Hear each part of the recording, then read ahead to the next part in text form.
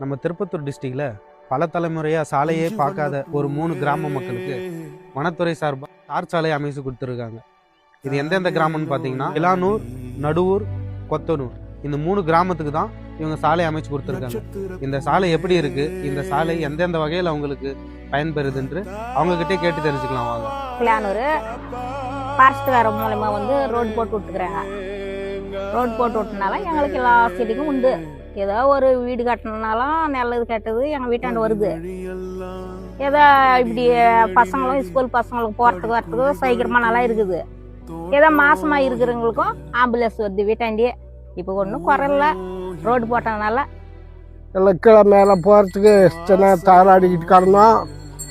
இதுக்கு மேலுக்கு நல்லா பாட்டமாக வசதியாக இருக்குது எங்கே போகிறதுக்கும்.